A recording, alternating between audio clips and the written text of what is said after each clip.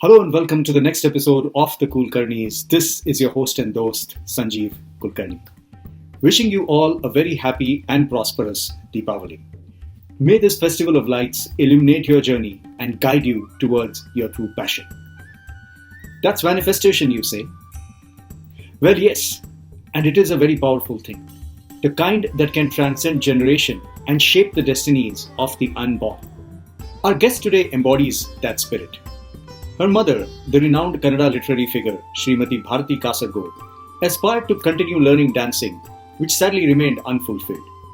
So she wished, or perhaps manifested, that her firstborn would be a daughter and she would become a dancer. And that's exactly what happened. Her daughter started learning dance at a very early age. But dance played a little bit of hide and seek with her in those early days. A brilliant student that she was, she excelled in science and electronics, and she intended to pursue an MBA degree.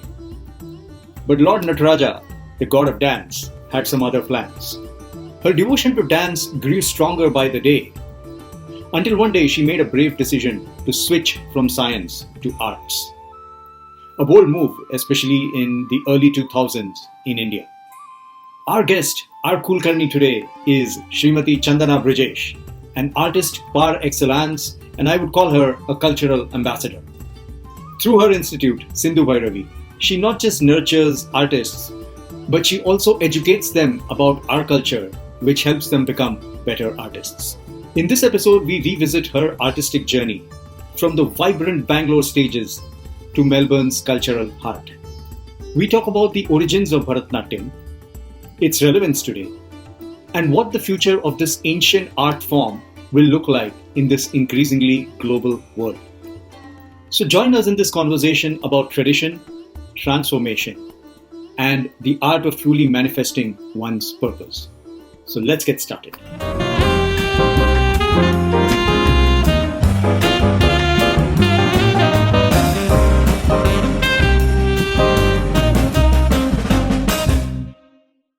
Hello and welcome to the next episode of the Kulkarnis. This is your host and host, Sanjeev Kulkarni.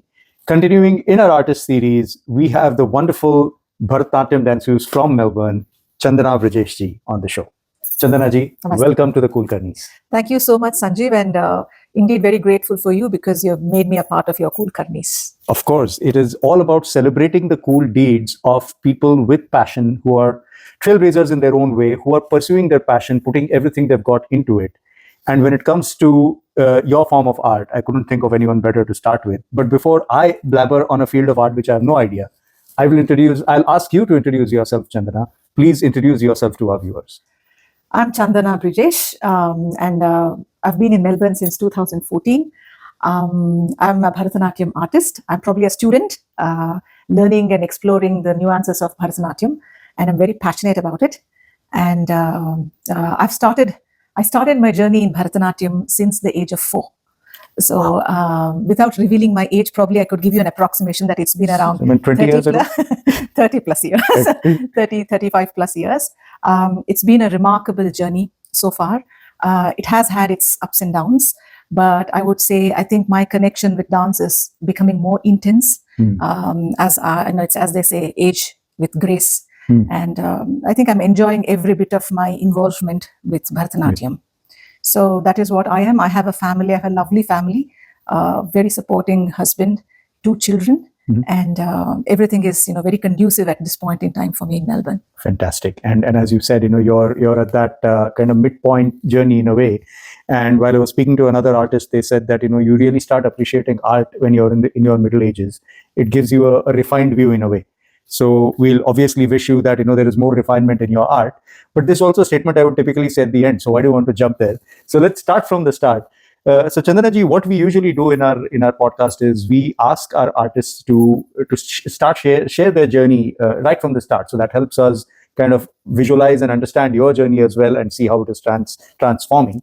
And you said your journey started at the age of 4. So let's go even further before and tell us a little bit about your childhood, growing up days. Where were you born?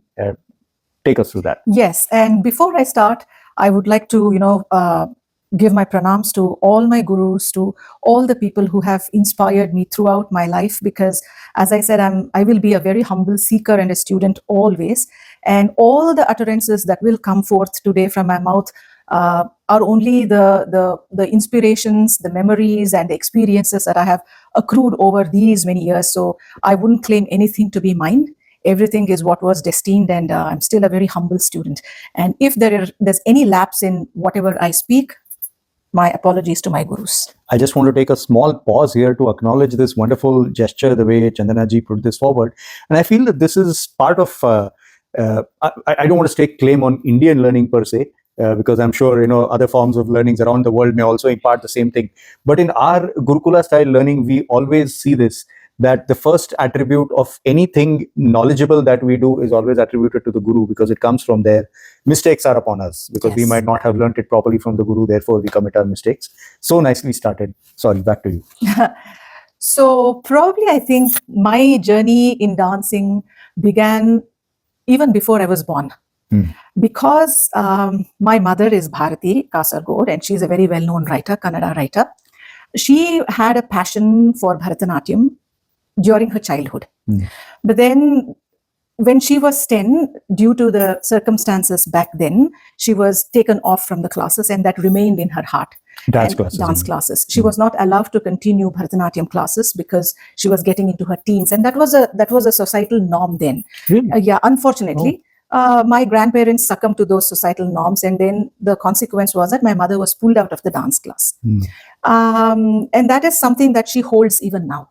She still keeps asking me, can I learn something, because I still want to express through dance. So nice. So probably that passion that she had for dance and the hurt feeling that she had accrued because she was taken off from the dance class, she kind of envisioned that in her unborn child. So when I was in her womb, she had dreamt of having a girl, and that if at all it's going to be a girl, she wanted the girl child to, be a dancer. Talk about manifesting. So she always had nurtured that feeling very intensely, probably, that the child should be a girl and that she should be a dancer. So my being a dancer, as I said, started right from the days when I was in the womb of my mother. And then at the age of 4, I was initiated into Bharatanatyam under, I think she was called Maithili ma'am. And then I learned under her for some time. Where was this? This was in Bangalore. This is in Bangalore. You were born in Bangalore as well? I'm born in Mysore, but my father is from Bangalore.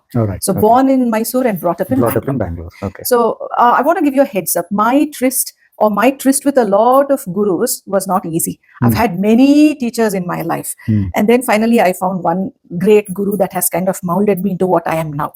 So coming back to the journey that I've had, I began my dancing at the age of 4 under one guru called Maithili ma'am.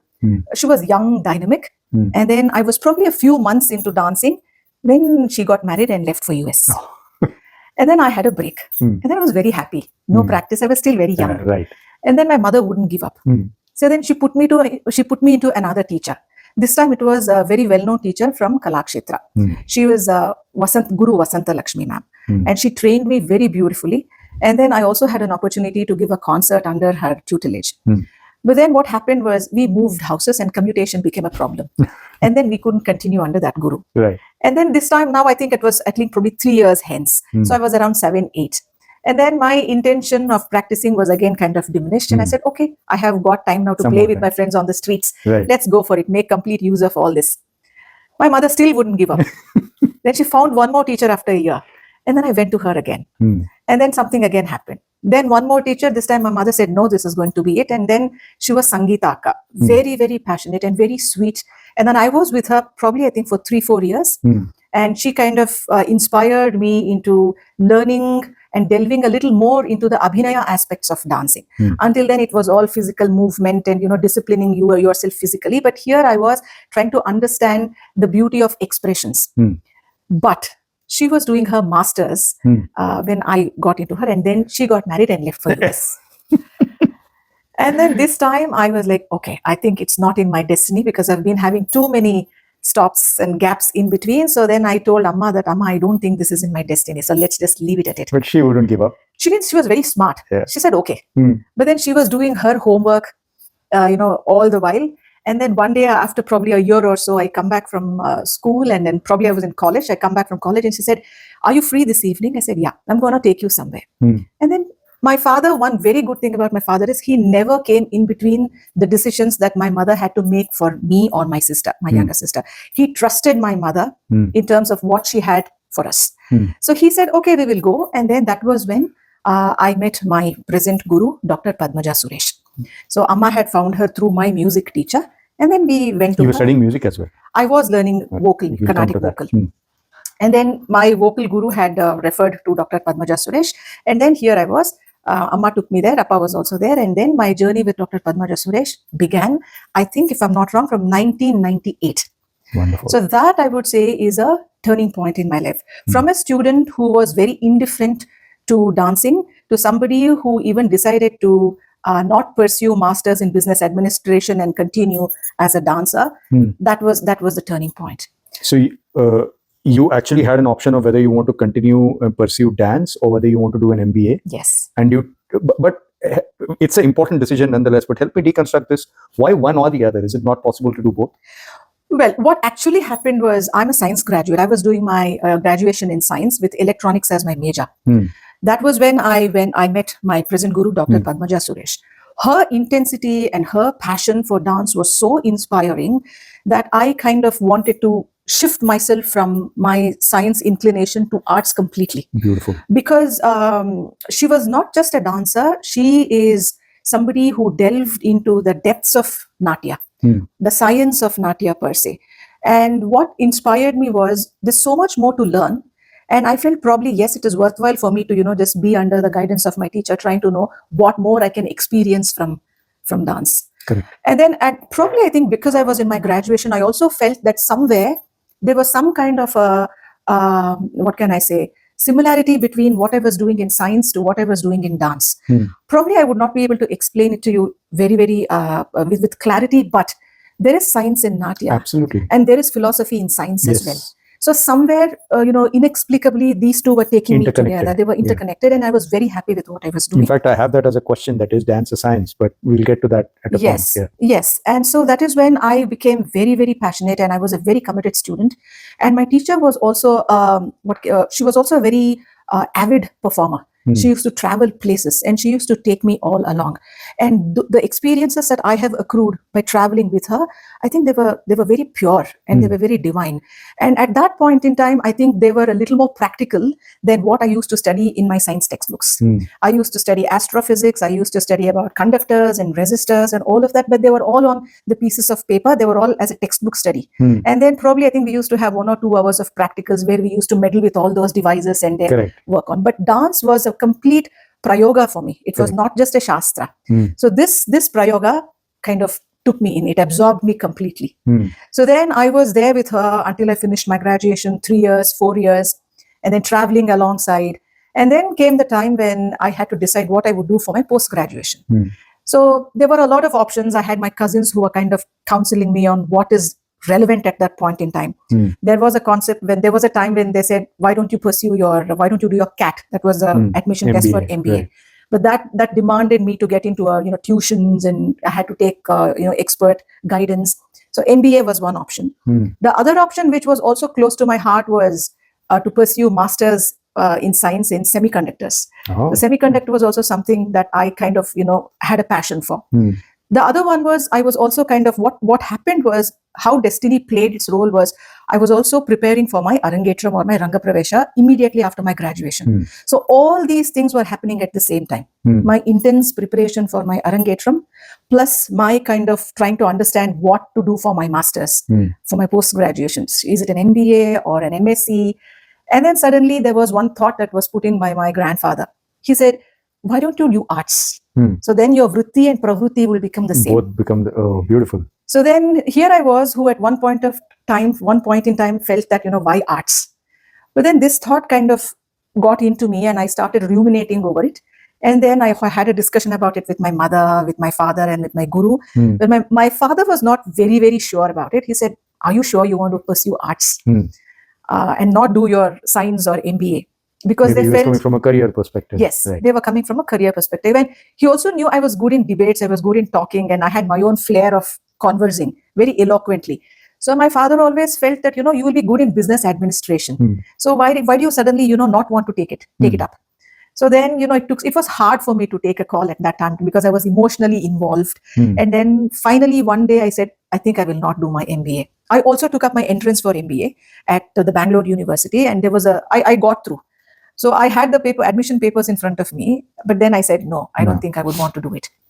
Then I went to my parents and I said, is it okay if I take up arts? The next question was, what in arts? And I said, I like studying English literature.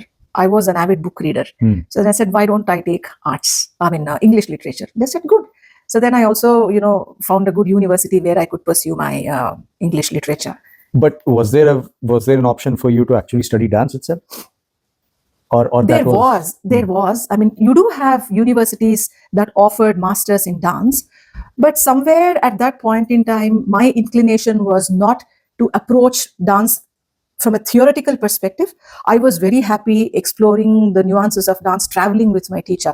I somehow felt I gained more experience traveling, meeting people, performing in different avenues. Stages, right. So that was something that's something that enticed me at that point in time. So I felt, you know, having beautiful books with you, reading, you know, classics and knowing about great authors, and then doing something that you like practically was probably what I found best at that point in time. So then I think it just went on. I completed my master's, and then I also did my Arangetram with my teacher. And then she also gave me an opportunity to do much more than just perform. I don't know what the connection was between me and my teacher. She kind of realized what I was even before I realized what I was. From the day one that I met her, she probably realized that I had some potential in dance, even though I was very lazy. She said, there's some potential in you. So she kind of pushed me and, you know, made sure that I was out of my comfort zone. So I was with her for probably, I think, 6-7 months, when one day she just comes and tells me, there's a program in a temple, why don't you do Natuvangam? So Natuvangam is something that you do when there's a dancer on stage. You have that instrument or a device that has a tala in it. So you kind of support them vocally. Oh, okay. So that is Natuvangam. So you're not dancing, but you're on the stage supporting. Yes, okay. Supporting. And I had never done that in my life. And then my teacher said, why don't you do that? And I was like, yes, I will do it. So she also had that confidence in me. And I also had that confidence that, yes, she's here and let me do it. So you're not really nervous. So you're looking forward to it. You're excited No, by that. you know, I do not know if that's an advantage or a disadvantage, but I'm crazily confident sometimes. So then I jump Sometimes into or things. all the time? Well, I think I've learned my lessons over a period. Life teaches you lessons in its own ways. So yes, I mean, yeah, I kind of jump into things and then I start learning. Yeah. So that has its own flip sides as well. I can. But so far, touch wood, it's worked well for me. Yeah.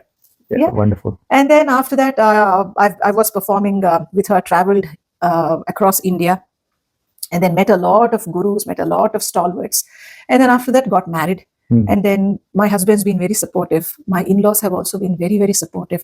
It's not an art family. They have had nobody as artists in their family, but good thing is that they knew what art demands. So, you know, as an artist, your schedule is very crazy. You don't have a routine. You know, you something comes up and then you become very creative. There's no time per se. So my in-laws understood what an artist is. And then they kind of supported me through. And my husband's also been very supportive. So I still remember times when the firm, Niyati, my first one, was very young. And I had to move across. So my in-laws took care of my child. Move across for the dance. For dance concerts. And Brijesh was also there trying to accommodate my traveling here and there. So all that. Are we talking about within the city or outside of the city? Outside as well. Within city is quite easy, Sanjeev. I mean, you just have to, it's a few hours. But when you have to move outside the city, then it's at least 3 days, 4 days. Correct. So then I did try to minimize it as much as possible because of my family commitments. And then when there were some occasions that were very irresistible, then, you know, something that my heart wanted to go and experience, I sought their help. And help was very, very ready for me. They took care of my child, they took care of things. And then it gave me that space where, you know, I could be a dancer even, you know, wherever I was. Wonderful. Not thinking about what happens in the house, what happens to my daughter and my family. Absolutely. If I can just pause you there for a minute. So your career was dance, or you were doing something in parallel with your MA in literature, or you had any other kind of a job, so to say? Well, what actually happened was I wanted dance as my career, but for a beginner, it's always a challenge. Correct. You cannot depend on dance as a career financially. And because I also had my English literature as a background, I thought, why not jump into a job? So that way, dance also has its own investments, and you can't always ask your husband and your parents for whatever you want. So then I felt, have a job, and then make sure that you're financially slightly stable, and then you invest whatever you have earned into dance, and that way grow as a dancer. So that way, what I did was I finished my post-graduation in English literature, and that was when, I think this was in 2003, 2004, that was when transcription was a very, very booming company. Medical transcription was a booming industry. And they were looking for, people with some knowledge in English literature and grammar, because we had to train a lot of adult students to help them decode the nuances of English grammar so that they could listen to the voice, and then they could kind of decode with correct syntax, English syntax. So that was when there was a company called Next India, and they were looking for some help.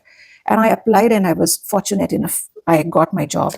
I got selected, and I was into it. I was there probably for around 2-3 years, and it was an interesting take for me as well. So I had my job in the morning, and then probably 2-3 classes in a week in the evening, and things kind of moved on. Working in parallel. They were all working in parallel. And post that, probably once this was kind of settled, my teacher kind of goaded me into starting my own classes. She said, it's good that you're learning under me, but then it's also important that you start teaching, because she believed that teaching is also a way where you learn more. So it's a self-discovery process. So that was when I kind of had started my own small school. I was unmarried then. I started my own school with probably, I think, 5-6 students. Oh, that early you had started already. Okay, yes. Wonderful. Yes. And it again was a great learning experience for me, because you learning under somebody and you gaining that confidence to be able to impart is very different. So, but then it was all good. I had my teacher, my parents to guide me through. So that also sailed well. And then you continued post-marriage as well? Post-marriage as well. Okay. But then there was some kind of a disruption there, because I was in one part of the Bangalore prior to my getting married. I got married and moved to another part of the city. And then initially I did have this zest and enthusiasm to travel, but then over a period of time, I realized it was a little impractical. So then I had this obligation to, send my students off to another good teacher, because I didn't want them to suffer. So some young Chandana there would have said, oh, my teacher got married, and then the class started, but you didn't let that happen. You successfully passed them on to another teacher. Yes. Very nice of you. Yes. To give that continuity. Yes. And then we got, then in my in-laws' house, I think I did have a sabbatical for probably 2-3 years, because I did need that time. As a young mother, that's I did need that settling time. But then I think after 2-3 years, got back to my groove, started performing again. But then what's beautiful about you aging is that the experiences you accrue post-marriage, post-motherhood is so different to what kind of a dancer you would be or you had been prior to this experience. So I'll just take a small pause there, because this will be a good segue to understand dance itself, right? Especially Bharatanatyam. Because the word, what I'll request you to do is to deconstruct the word Bharatanatyam. Because although we see this as dance as a form, I would like to believe that there is a lot of drama also involved, right? Because there is so much about the way you enact things on there. Yeah. Can you help us deconstruct this? And then we'll come back to this journey at this point again. Yes. On paper, there have been a lot of scholars, a lot of great masters have had their own interpretations, trying to decode what Bharatanatyam actually means. Now, in Bharatanatyam, you have Natya as one word and Bharata as one word. Natya is a word that has existed from Treta Yuga. That's what they say. So because there have been instances even in Valmiki Ramayana that talks about the terms that you have in Natya. So Natya is that old. What is Bharatanatyam? Now, there is a say that Bharata also in Sanskrit meant actor, an illumined actor. So the term Bharata also is used by Sri Krishna Paramatma in Bhagavad Gita. When he talks to Arjuna, there have been a lot of instances where he says Uttishta Bharata. He calls Arjuna as Bharata. So Bharata also is an illumined one. Correct. It can also be an actor who is an illumined one. Now, in terms of Bharatanatyam, there's also a say that says it is a mnemonic of three things, three components: Bhava, Raga, and Tala. Bhava is what you experience internally. Raga is the melody.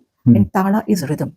So Bharatanatyam is the Natya that encompasses these three components. Can you say that again? Bhava, is Raga, and Tala. Okay. So anything that has these three components in them can be Bharatanatyam. Bhava, Raga, and Tala, melody, rhythm, and expressions. So then this is more, I mean, to a untrained ear or to a common man, this might sound like music rather than dance, right? Because it has bhava, it has raga, it has tala. Yes. Okay. But there is an additional component, which is visual appeal. It is visual appeal. Correct. Now Natya is what you are saying. Natya has a lot of dramatic features. It also has music in it. It also has tala in it. Now there's another take. Bharatanatyam is very specific to southern India. Correct. So there have been great masters that have decoded and that have encoded a lot of facts about tala and music and various aspects. So that is why, even though, as you say, there is music in it, when you talk about Bharatanatyam as a proper noun, you know that it is a form which also has visual appeal in it. Correct. Okay. Yeah. Correct. I mean, like I said, the first thought that comes to you is always dance. You probably would not think of anything else. Yes. But the way you deconstruct it so beautifully, thank you for that. Yes. That is where I said that when you hear those three, it kind of feels that, this is probably music. But then when you combine that with visual appeal, is when the dance form becomes all the more accentuated. Yes. The music accentuates the dance in a way. Look, if it were only Bharata, then it is music. Correct. But you also have that Natya in it. So correct. that answers your question. Yes. If I were only to say, hey, this is Bharata, then music. Complete music, complete package. But then you also have Natya. So that adds that element. Correct. I have one very wacky thing I just want to say here.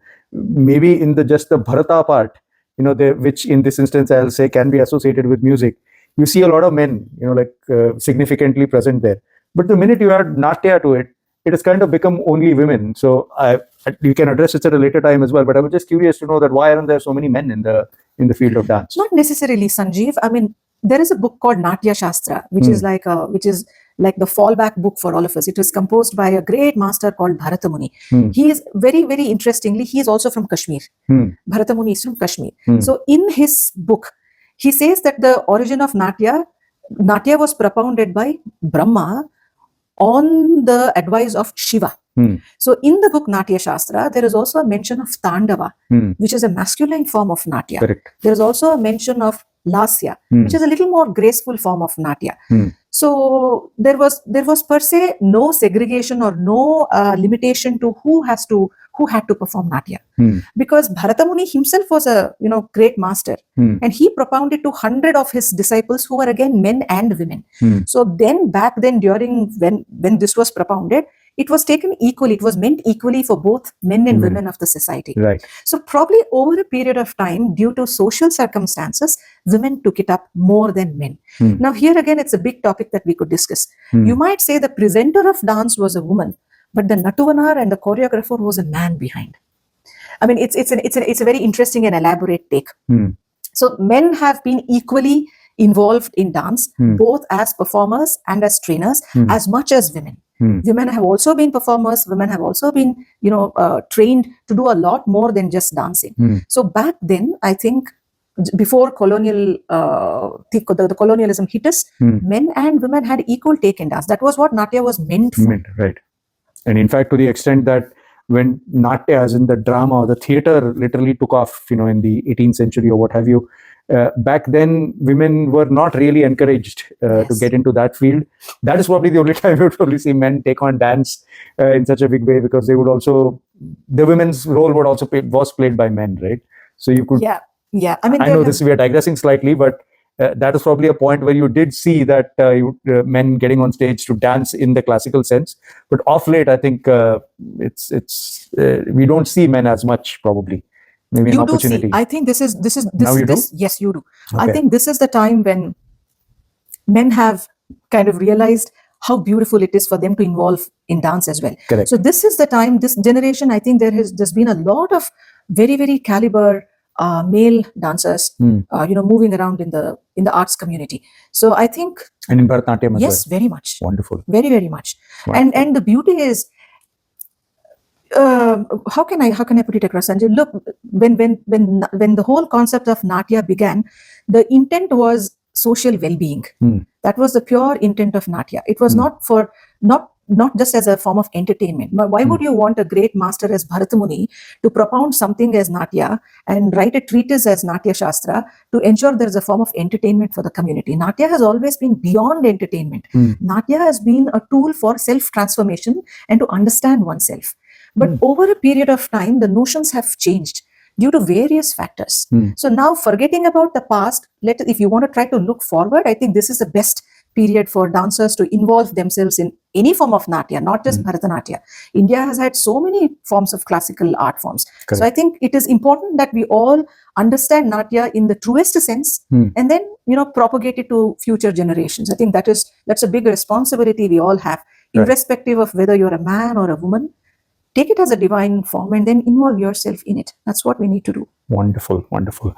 With that, this was, everything is insightful, but we digress. So we'll go back to the point of the journey where you said that after motherhood, you had a newfound experience in terms of just the one thought that came to me as a layperson here is that, is it because you have had a wide range of emotions and experiences now that you can probably portray better? Was that the change, or was there something else that you can throw light on?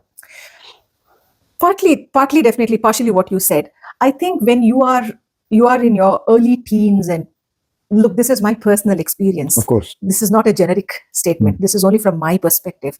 So what happened to me was, I was full of energy, but somewhere it was very raw. But then once you get married, then your emotions become ripened. Probably it starts ripening. And then you kind of mature in some ways. And then the beauty of Natya, of Bharatanatyam in particular, is the more you mature, the better it is for you to feel what you do. So motherhood helped me, marriage helped me in many ways that probably it's inexplicable.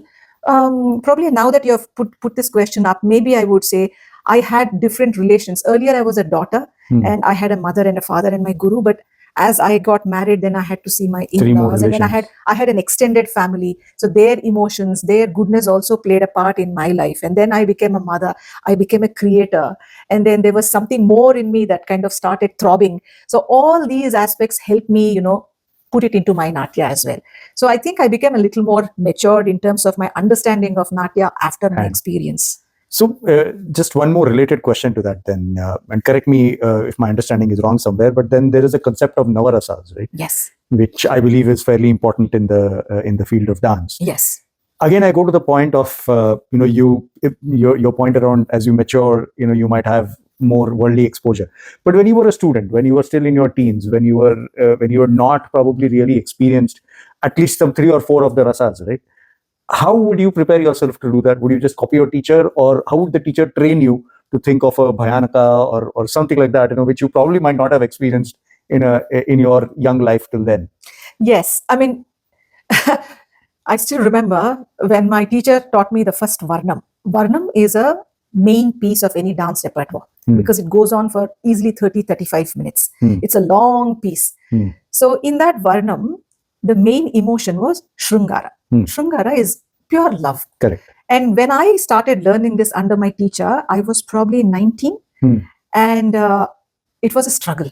I thought it would be easy. No, for me, it was a struggle because how would I put it across? I mean, she was trying to teach me a lot of nuances of Shrungara, and as you rightly put it, I was only aping her.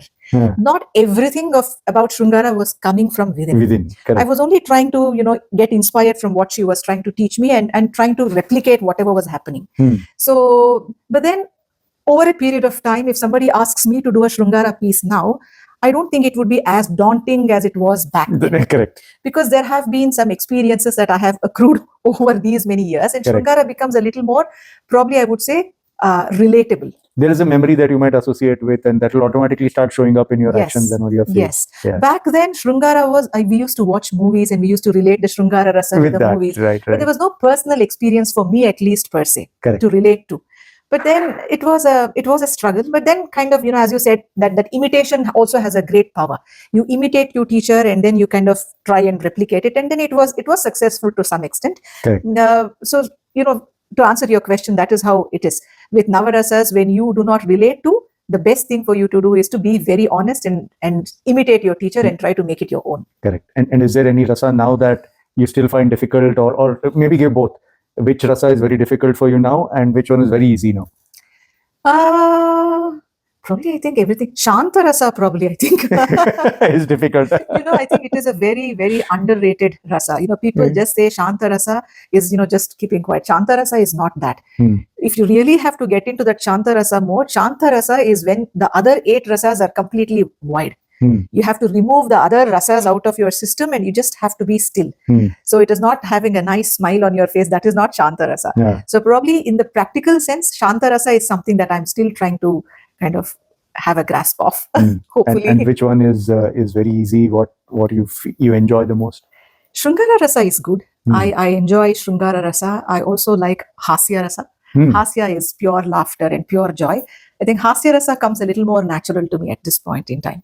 So Hasya Rasa is one of my favorites. Yeah. Okay. Fantastic.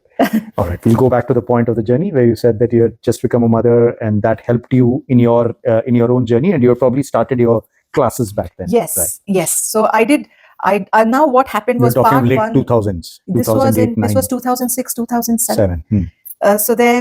So part one of my dance classes was in my parents' house, and that house had a Shubham. Correct. So then because I got married, Right. I moved to the other part of the city.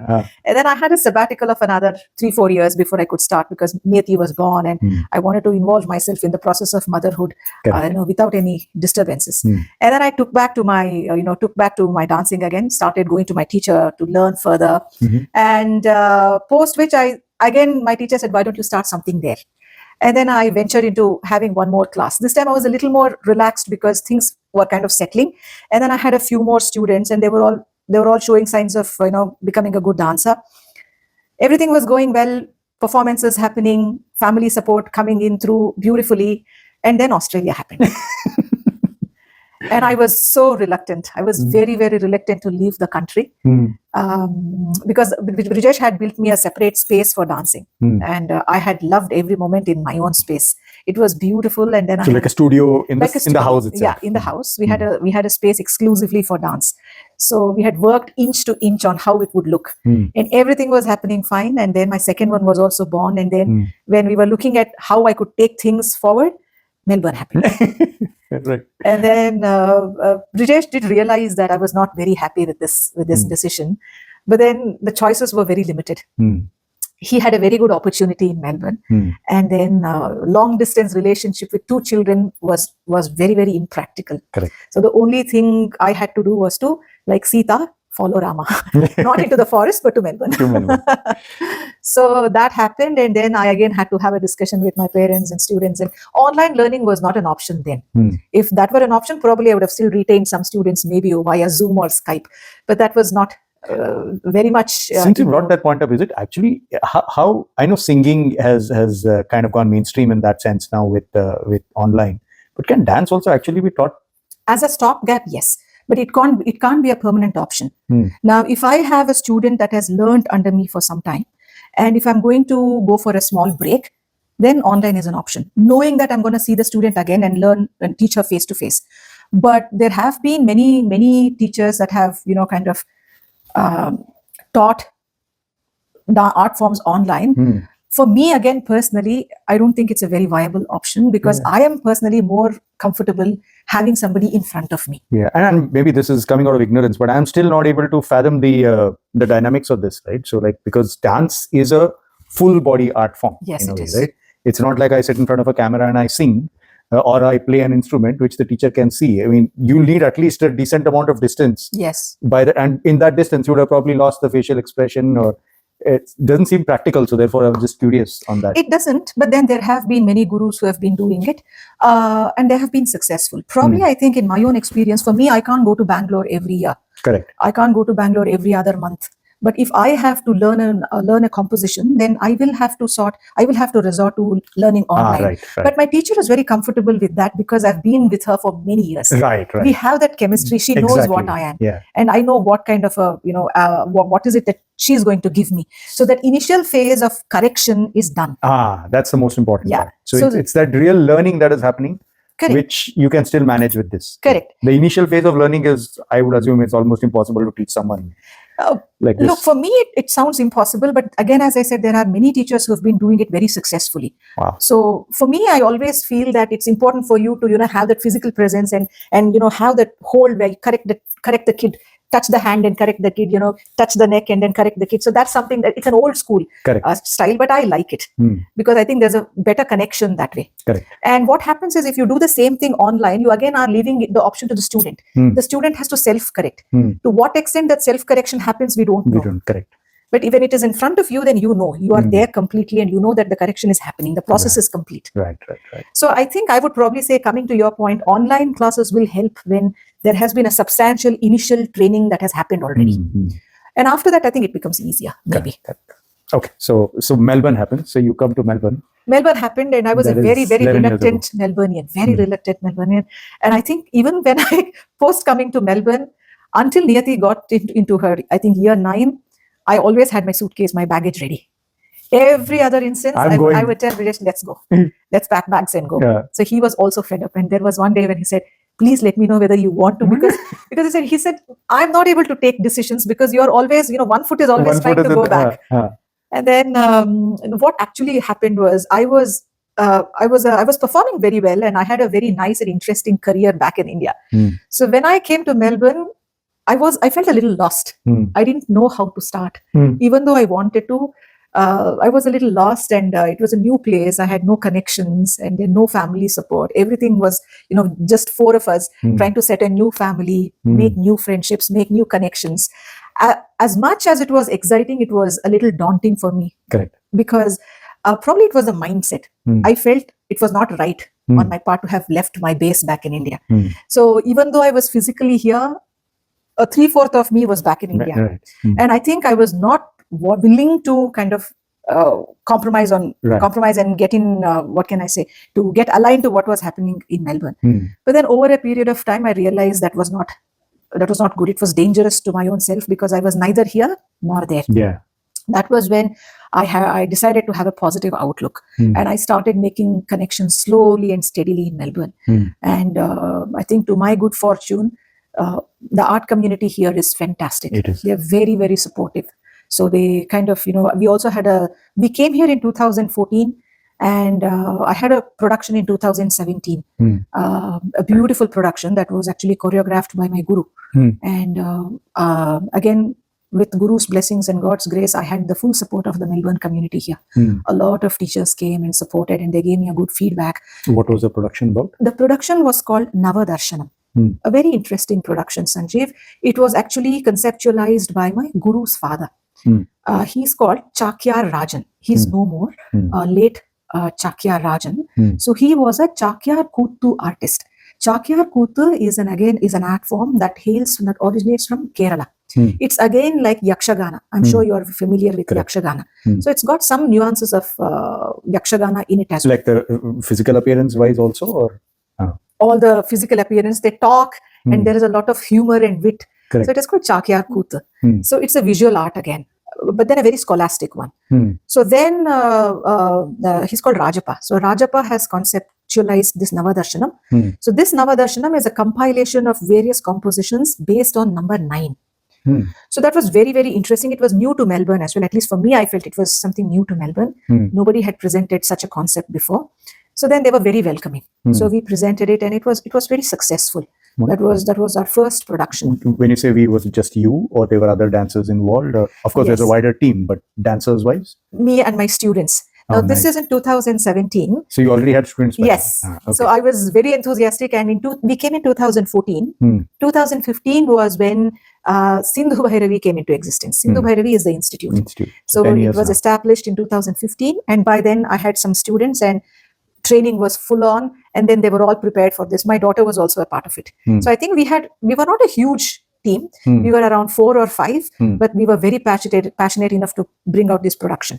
We did that and in 2017 we had Navadarshanam. So as I said, Melbourne art community was very, very supportive and very welcoming. And then I think my relationship with art community has only been very steadfast and strong in Melbourne. Define that art community. When you say art community, what entails an art community when you talk of Bharatanatyam as a dance form? That's a pretty broad term in a way, right? So yes, there are, when I say art community, it entails dance schools, music schools. Basically, I think it's a dance and the music schools. So now for me personally, what makes Melbourne very interesting is you have a lot of artists that have come here from different parts of the world, and we are all following the same passion. So they bring in their expertise into it. I bring in my expertise into it, and there is no difference of opinion. We are all together trying to discuss the same thing. We all have only one objective, and that sole objective is to pass on the best of music and dance, the best of Indian classical art forms to the next generation. Correct. So that makes it very, very wholesome. If I could say that. So art community for me, yes, at this point in time entails the music schools, the dance schools, and the way they function. Wonderful. So that happens in around 2017. You put up your first act. Tell us a little bit more about the school and the name itself, Sindhu Bhairavi. Yes. Bhairavi is the name of the goddess. She's a mother goddess. Now, I've always been a very passionate, devotee of the mother goddess. I'm not an erudite person, nor am I a scholar. I do not know the nuances of the goddess. There's a lot of what can I say, scholastic concepts about the goddess herself. But for me, I've always been attracted to mother goddess. It could be Durga, it could be Kali, it could be Lakshmi, it could be Saraswati. I feel that she's a very divine mother. So Bhairavi was one word that was always in me. It used to keep ringing in me, Bhairavi, Bhairavi. And there's one raga in Hindustani music and Carnatic classical music. It's called Sindhu Bhairavi. Sindhu Bhairavi, correct. So that word was something that was one of my favorite. So then I thought, why not Sindhu Bhairavi? And your India schools were also the same name? I didn't have a name for my Indian school. Okay. I was just running it as a school without a name. But then Sindhu Bhairavi was something that I felt would work. One, because probably I was in Melbourne, that would give me a stronger connection to my roots.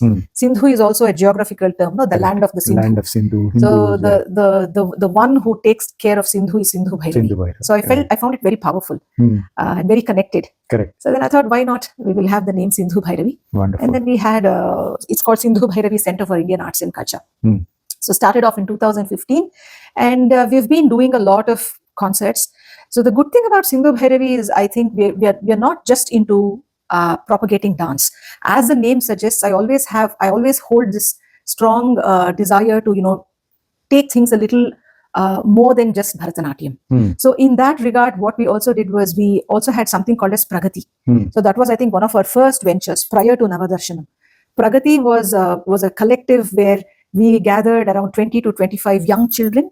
And then there was some music rendition, Carnatic vocal rendition, and then there were some Vedic chantings done. And then we also had a small showcase of Chhatrapati Shivaji Maharaj. Wow. So that way, I always felt that children here, we are all in a lap of luxury, but for us to be able to connect to our history, you also need to familiarize yourself with a little more than just music and dance. Correct. So we kind of had a showcase of a small movie on Chhatrapati Shivaji, and then there was a beautiful artist from Melbourne who taught them how to paint and all that. So it was a very beautiful gathering. And truly an amalgamation of arts. It was. See, one analogy that's coming to me is, you said you are very interested in electronics as well. So as an electronic student, you might probably be just one diode in it, or you might be, but then your innate nature is to create a circuit board, where you have everything working, right? You might be one component, but you have created everything around it. Yes. So you have that ecosystem. Yes. So just the thought that was running in my head, that you are just so beautifully bringing everything or merging everything together to give a better outcome or a better visual. Yeah. Fantastic. And I think what also made it possible was, again, the support of people around. They were very encouraging. They said, hey, this is a new concept. Why don't we also kind of partake in it? Correct. Why don't we support? Why don't we send our children into it? Correct. So I think that becomes very important. You still do this? Yes. Now I think it has also evolved. So that was the baby. Pragati was just the of what we wanted to do. Then we did Pragati. Then we had a couple of dance concerts. But I think what also remains in me is what we did in, I think, 2021, 2022. It was called Yuva Bharata. That was the 75th Indian independence. Oh, right, yes. That was a year of the 75th Indian independence. Amrit Mahotsav. Amrit Mahotsav. So what we did was, Sindhu Bhairavi also, we kind of went out of the comfort zone, had a collaboration with the Indian consulate here. And then we conceived a program called Yuva Bharata, where we had around 150 youngsters from probably, I think, 19 to 20 different organizations of Melbourne. Wow. So we all got together, and then there was a showcase of these youngsters. So it was Bhagavad Gita, it was Vedic recitals, Vedic chanting. And then usually what happens is, when there is a concert, it's usually the music and the dance schools that partake. So this time we thought there are so many religious and spiritual organizations in Melbourne, Of course. and so many children also participating in their programs. But they partake in the programs, and then it is it. They do not get an opportunity to showcase what they do outside of their organization. Correct. So we thought, why not, invite these organizations and make sure that these children also get an opportunity to showcase what they have learned through the organizations. So that way we had plenty of spiritual organizations that kind of came forth, brought their children, and they all participated. There was drama, there was music, there was fun, there was Vedic chanting, and then we also had a dance and music segment where the dance and the music of schools and the students partook in it. Right. So it was and then we also had Bhangra. So we also went ahead and we said, why don't we include folk as well? Yeah. And not just Southern India, entire India. So as much as is possible. So we try to include a lot of other languages. So it was very, very nice. Fantastic. So that was one, probably I think I would say step 2 of Pragati.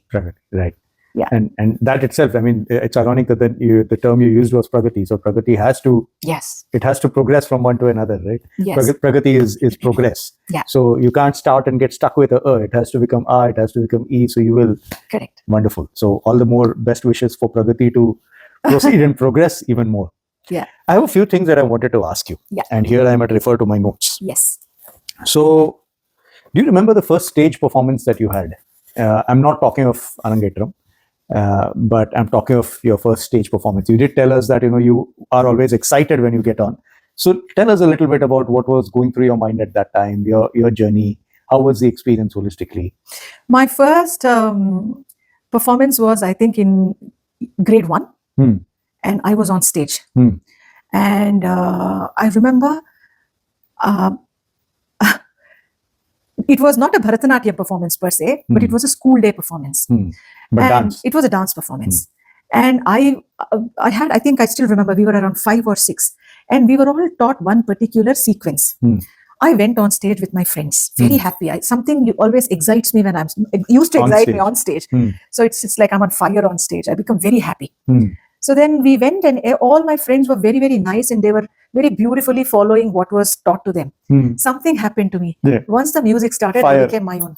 On fire. Forgot all that was taught to me. I started doing my own bit. And then I did it so confidently that people there thought I was the one doing correctly, and the rest of them were doing incorrect footwork. So that was, I still remember, that was the first performance I can think of.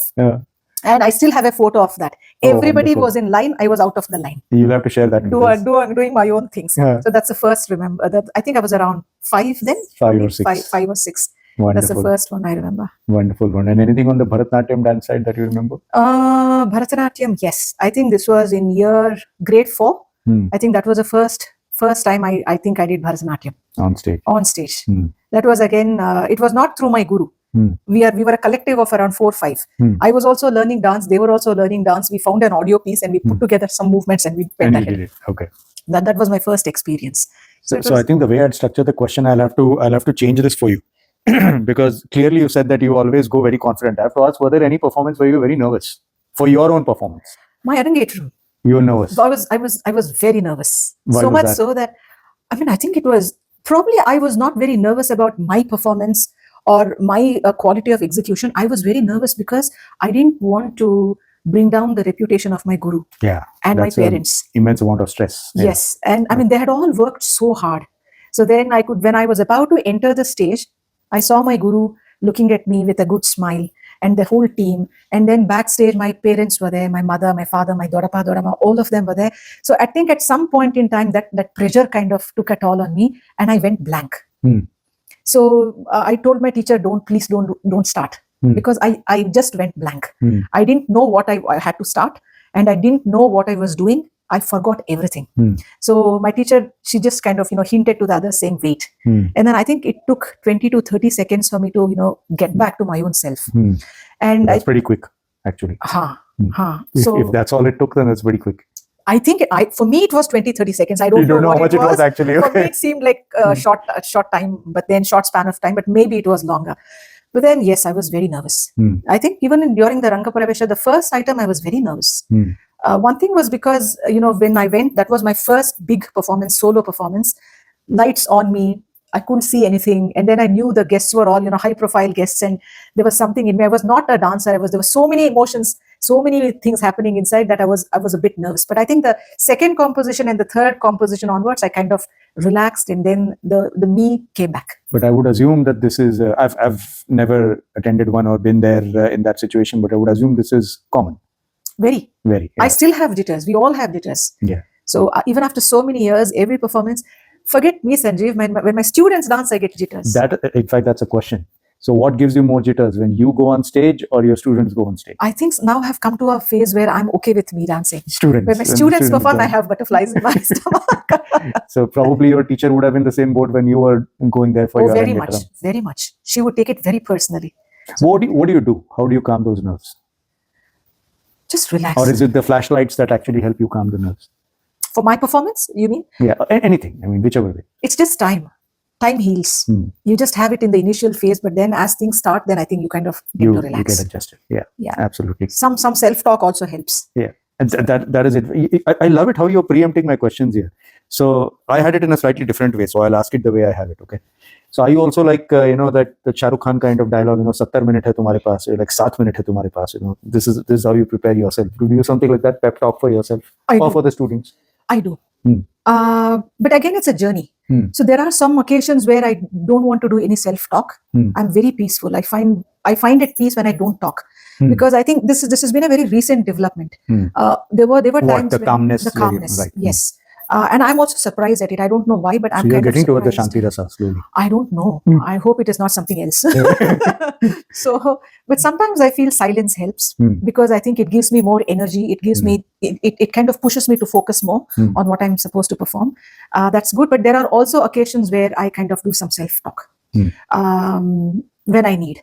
I mean, on dance, there are occasions where you have to definitely go out of the box to be able to present. So that is when I go backstage and then do a little bit of self-talk, motivational talk, and then I come back on stage. Anything you want to share? What you say? Or you can even share the ones you tell your students. Well, all that I tell my students, one thing that I have learned over a period of time, and that's something I reiterate to my students time and again. Any performance, be it in a temple, be it in a professional stage or an auditorium, always think that you are dancing for your own self. The moment you think you're dancing for somebody else, the moment you get this feeling that you're there on stage to prove yourself, to prove your point to somebody else, to impress somebody, that's when you become very nervous. That's when things can go wrong. But the moment you realize that you're doing it for your own self and that you're trying to experience joy within through Bharatanatyam, there's no stopping you. Wonderful. So that's something I have kind of realized over a period of time. So two thoughts that come to my mind then, the way you explained this, right? Because again, I had this question, but I think I'll ask it in this context. Have there been instances where you felt you did a phenomenal job, but the audience did not accept it? And the reverse as well, where you think you went wrong on so many counts, but the audience is like mesmerized, what a performance. Or do you see that there is always a connect? You feel you missed something, the audience is reciprocating. How does it work?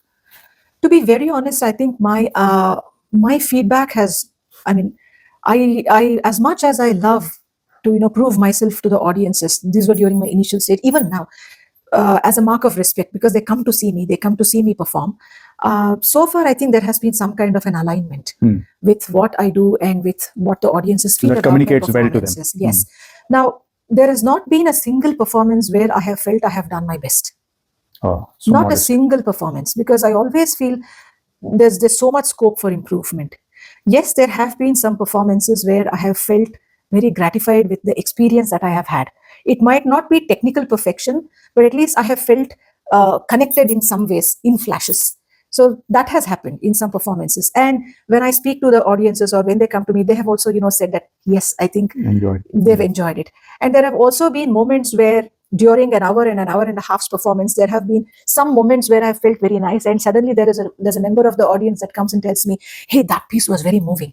And I was like, wow, I think that was exactly even where I felt extremely gratified. Correct. Because that is what has really related to the audience as well. Yeah. Wonderful. Yeah. So there also have been moments where I have felt unprepared, even though with all the preparation. Somewhere something could go wrong and I feel a little disconnected and I feel a little superficial on stage. And that's when I don't seek feedback from anybody because I know. because I know. So then I don't seek feedback. But that's an interesting point that you mentioned, and one can relate to it as an artist, that of course, when you're preparing for something, you have put in everything you've got. You have put in your best and you're prepared for it. Yet after that performance, you're left with a feeling that you could have done better. You want to throw some light onto why that happens? Because it's not like you went underprepared. It's not like, you did 50%. You have gone with 100, 110%. You have put 100, 110% on the stage as well. But yes, as an artist, one does feel that I could have done something better. Yeah. Why does that happen? Is that a sign of growth in us? Or? It is definitely a sign of growth in us. The moment you think you have done a perfect job, then I think it is, it's kind of, it stops, it halts your growth. Correct. And another thing is probably, I think it's not just dance, it could be anything. I think human mind is something that always yearns to have better experiences. So how much ever you would have practiced, your psychological framework on stage is very, very different. Yes. So then, and there are also moments, I'm sure everybody agrees with me, that you would have prepared 100%, but what happens on stage, Sanjeev, is something beyond your control. Yes. So there have been moments where things have gone beautifully well. I just feel like a puppet. I'm not even dancing. There's something else that has taken over me. Correct. And then I enjoy that experience. But there have also been moments where I have intruded myself and stopped that process of something else taking over me. Correct. So that is when I feel it was not up to the mark. Yeah. Yeah. So I think the best thing for me is I've realized practice well, and on stage, just release yourself. Correct. There is something that will take you over. The Guru Kataksha will take you over. Correct. But the moment you are not aligning with that Guru Kataksha and you think you would want to put something into it, then I think you will lose that connection. Yes, 100%. And I think as you were narrating this, the thought that came to me is that whatever practice we do, we are doing is in closed environments. We are doing it in protected environments, right? You don't have variables. The minute you get on stage, there are only variables. Yeah. Right? So how you perform in the midst of that variable, the variable could be anything, right? It could be sometimes suddenly the audio will disappear. Sometimes, something might happen in the audience. Sometimes, light might dysfunction. Sometimes you may lose your concentration. Anything can happen, but you still need to be composed and performing. I don't think one can prepare for that when you're actually preparing, right? In your closed environs, or so to say. Yeah. Very interesting. Thank you for that digression. Information. And what I'll do now is bring a little bit of digression. Let's lighten this up a bit. Yes. I do a little bit of rapid fire sometimes. Oh, okay. Right? Rapid fire, same rules. First thought that comes to your mind, you just have to answer. Okay. And you can add a little bit of qualifying, but your answers have to be quick. Okay. Okay. One mudra that you overuse. Pataka. Okay. Favorite tala or some favorite song that you just love that you perform? In Bharatanatyam? Yeah. I can perform it. Shantakaram Bhujaga Shayanam, if that's okay. This has become my favorite ever since I've performed Navadarshanam. So this is the Shantakaram Bhujaga Shayanam. This is a hymn from, it's also a prelude in Vishnu Sahasranama. Correct. It talks about Narayana. So I keep humming it, and I think it's been very close to me. So if you may. Hey, please. It is on Narayana, and it talks about the qualities of Narayana. Correct. Shantakaram Bhujaga Shayanam Padmanabham Suresham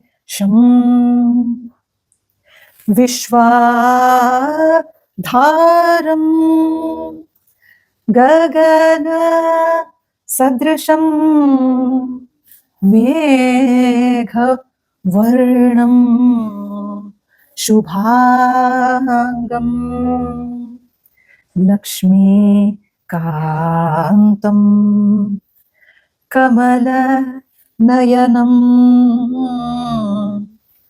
Yogi Hridyana Gamyam Vande Vishnum Vande Vishnum Vande Vishnum Bhava Bhaya Haram Sarva Lokaika Natham.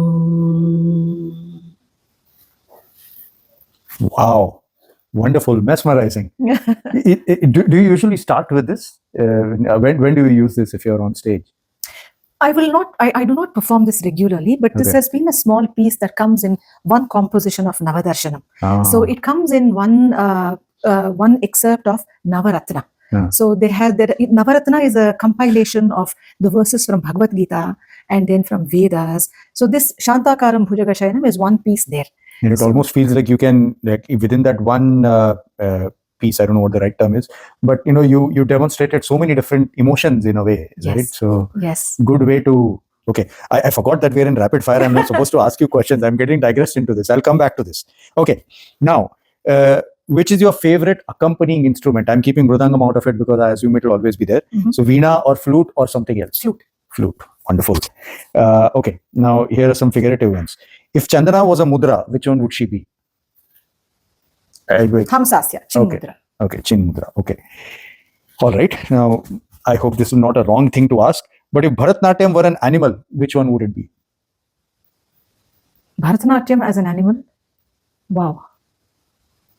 Pass? Pass. Okay. All right. When you're preparing for a performance, Gejje first or makeup first? Makeup first. Gejje is last. You'll have to keep it near Nataraja and then. So that's a standard. That's always. A standard. Okay. All right. Stage or studio? Where are you in your happy space? Studio. Okay. So there's another way to ask it. So that means that performing on stage or teaching students, which one are you most in a happy space? I think both. I don't have one answer for this. Okay. All right.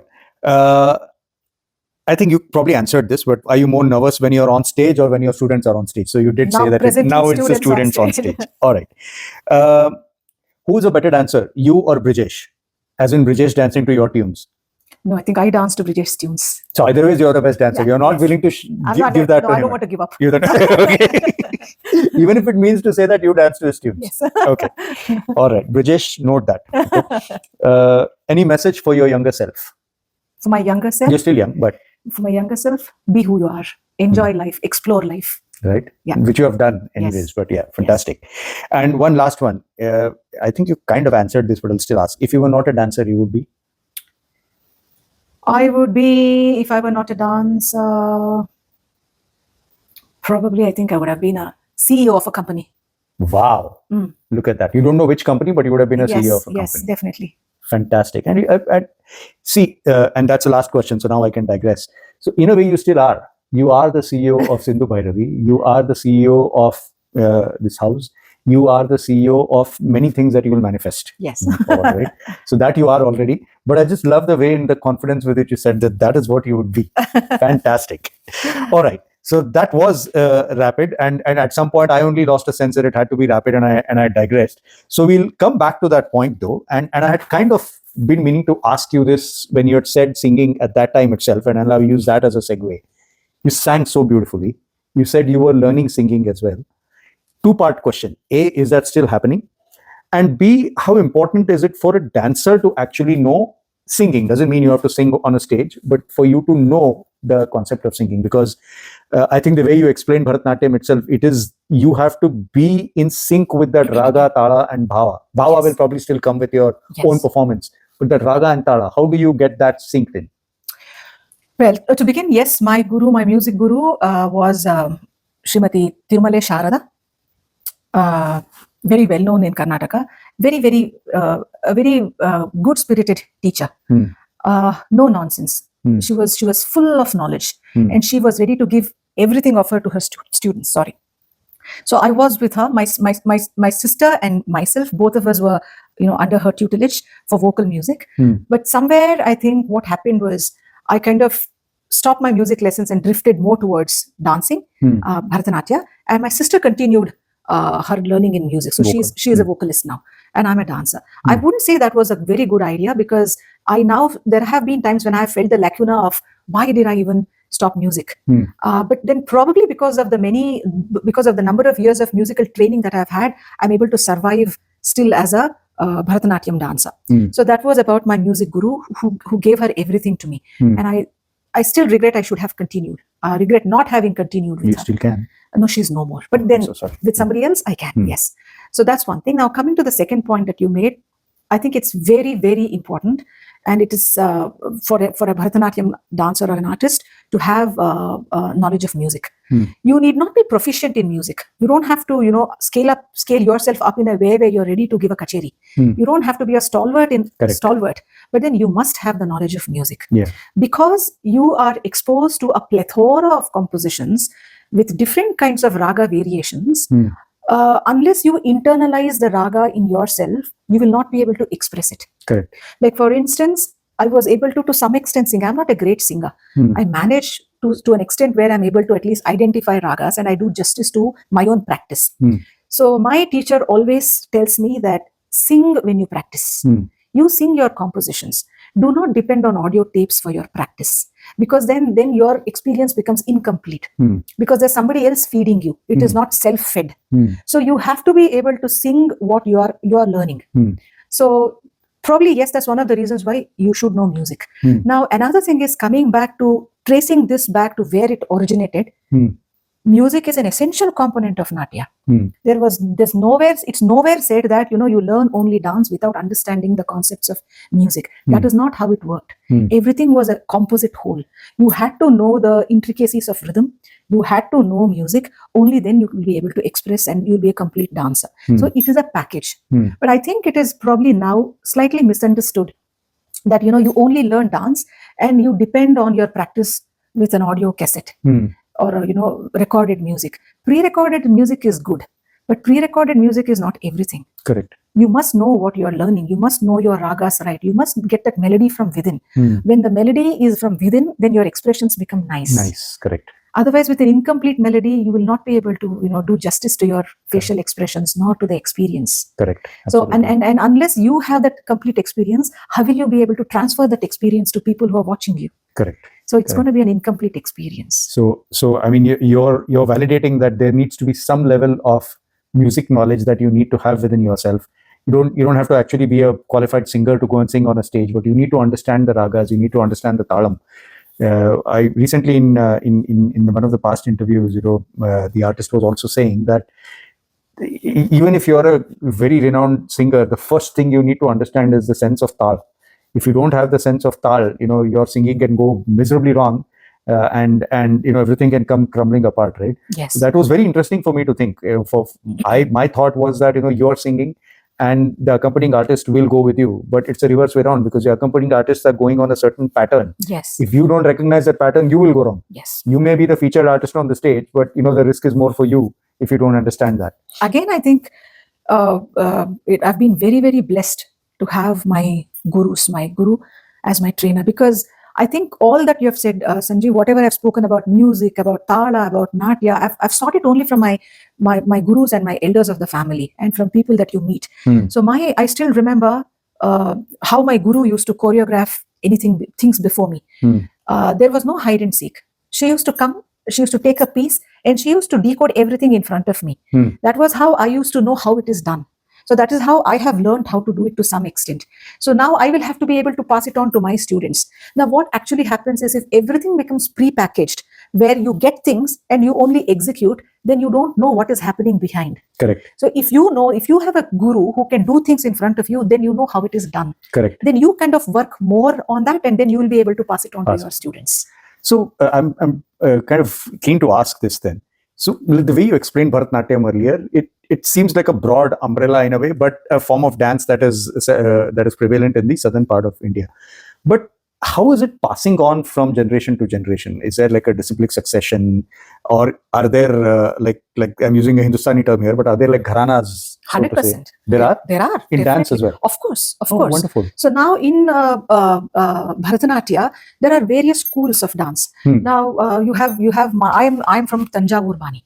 Okay. And then you have Pandanallur Bani. Then you have the recent one is a Kalakshetra. And then you have also the Vaduvur Bani. And then you also have one interesting Bani from Mysore, the Mysore style Bani. So these are all places in southern. There's one route. Right? There is one route to all of this. These are all branches. So what happened is, the origin is probably, I think, in around 1600s, there was the Maratha dynasty that ruled Tanjavur. Tanjavur is a province in southern India. So it was a cultural hub. Now in Tanjavur, right from the Chola dynasty, it's always been a place where arts have evolved. So in Rajaraja Chola was the one who established the Brihadishwara temple. It's a huge temple on Shivalinga. So that was a art hub back then during the Chola dynasty. Over a period of time, it has continued to be an art hub. And then during the 1600s, when the Marathas took over Tanjavur, they also kind of started promoting arts. And then during the reign of the Tanjavur Maratha dynasty, there were 4 brothers. They are called as a Tanjavur quartet. So the Tanjavur quartet is pivotal in bringing back the codes of the Bharatanatyam in a way where they structured the adavus, they brought the grammar, they tightly brought the grammar of Bharatanatyam together. But they were singers, but they were into everything. They were Natuvanars, they were Mridangists. And then what also happened during the Tanjavur quartet was they propagated this beautiful art into people, into women, and they came to be known as Devadasis. So Devadasis were women who were taught this art, and they were exclusive scholars that were dedicated dancers, they were dedicated vocalists, they were dedicated scholars. So they knew everything. So the Tanjavur quartet structured it and they passed it on to these women, and it moved on, so on and so forth. So coming back again to what kind of a knowledge they had in them, they were not just dancers. It was again encompassing many things. So a Natuvanar had to know music, a Natuvanar had to also know Mridangam, a Natuvanar also had to know how to teach Bharatanatyam. Sorry, what is, can you elaborate on the term Natuvanar? Natuvanar is somebody, like for instance, somebody who can, to put it in a common term, a choreographer. Okay. So Natuvanar is a choreographer. Now, to be able to choreograph, he had to know the nuances of the rhythm, the intricacies of the rhythm. So he used to learn Mridangam. He needed to know how to say things. So he also learned the art of Natuvangam. And then to be able to do Natuvangam and to use rhythm, he also had to have that knowledge of vocal. So they were also proficient vocalists. So all these things, they were masters. So the Tanjavur quartet, they have played a very important role in Bharatanatyam. So then these brothers, over a period of time, they moved from place to place. One of them was in Kerala in the Travancore kingdom. One of them was in Mysore, Warrior kingdom. And then one stayed back in the Tanjavur kingdom. So then it branched out. Because the kings, around the king's court is where talent really grew in that sense, right? Culture grew. Okay, fair enough. So then there is one line that still holds on to the Tanjavur Bani. So my guru's guru is Puja Kalyana Sundaram Masterji. He is a direct descendant of the Tanjavur lineage. Yes. Wow. Yeah, and our school is known for its intricacy. It's pure, intricate, and it's beautiful. Wonderful. So then, through which, from the root, there have been a lot of branches. So then, one thing that has followed, Tanjavur is still intact, and I fall under that lineage. Fall under that. Fantastic. So this is really tied to the roots so directly in that sense. It is. But going back to the point of, I don't want to demean it by calling choreography, but just for the sake of common understanding. Now, it's a creative form in a way, right? You said that you observed your teacher, the way she would construct it, and then you learned that. So is there a form, like for example, I don't even know how to express this, but pardon me in putting it in crude terms, but if there is a certain set of words that come together, would you always do the same thing because that's how you learned it? Or every time, depending on some situations, you would probably perform it in a different way? Is the question making sense? Yes, it does. And I'm also trying to tie this to the part of the school lineage, right? Yes. Is this the kind of things you learn in school, or you have a flexibility of how you want to express something within these constructs? Very interesting question.